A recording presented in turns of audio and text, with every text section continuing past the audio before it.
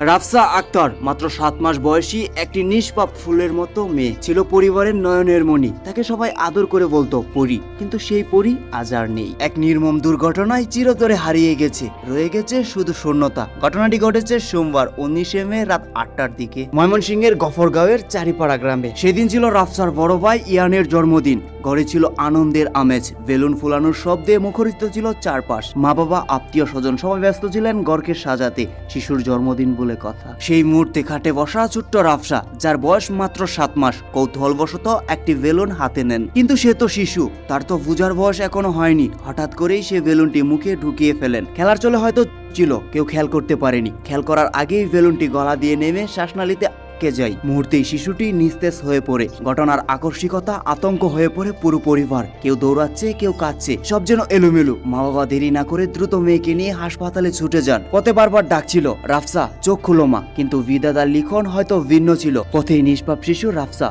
তুরকুলে ডলে পড়ে। আজ জন্মদিনের ঘরে কোনো বেলুন নেই, হাসি নেই, শুধু নিঃশব্দ কান্না আর আতঙ্ক। রাফসার মা এখন অসহায়ভাবে চিৎকার করে কাঁদছেন আর একটানা বলতে থাকেন, আমার মেয়ে বাঁচেনি, শুধু একটি বেলুনের জন্য আমার রাজকন্যা চলে গেল। আর রাফসার বাবা নিঃশব্দে তাকিয়ে থাকেন সেই ফাঁকা খাটের দিকে, যেখানে কিছুক্ষণ আগেও হাসছিল তার নিষ্পাপ মেয়ে। এই ঘটনা যেন প্রতিটি পরিবারের চোখে আঙ্গুল দিয়ে দেখিয়ে দেয়, একটি সামান্য বেলুন হয়ে উঠতে পারে সাবধানতা, সচেতনতা আর সতর্ক দৃষ্টি পারে এমন ভয়াবহতার প্রতিরোধ করতে। রাফসা তো নেই, কিন্তু তার ছোট্ট প্রাণের বিনিময়ে আমরা যেন অনেক কিছু শিখতে পারি, সতর্কতা হতে পারি। যেমন ছোট জিনিস শিশুদের নাগালের বাইরে রাখুন। ছোট বাচ্চারা যে কোনো জিনিস দেখলে সেটা মুখে নিতে চাই, এটা তাদের স্বাভাবিক অভ্যাস। যেমন বোতলের ঢাকনা, কয়েন, মার্বেল ইত্যাদি, এসব কিছু প্রাণঘাতী হতে পারে। শিশু যেসব জিনিস মুখে নিতে পারে, এসব জিনিস সবসময় শিশুদের নাগালের বাইরে রাখুন। বেলুন বিশেষভাবে বিপজ্জনক হতে পারে। বেলুন একটি নরম পাতলা বস্তু, এটি যদি শ্বাসনালীতে আটকে যায় তাহলে সেটা খুব দ্রুত নিঃশ্বাস বন্ধ করে দিতে পারে। ফাটা বেলুন, ছোট টুকরো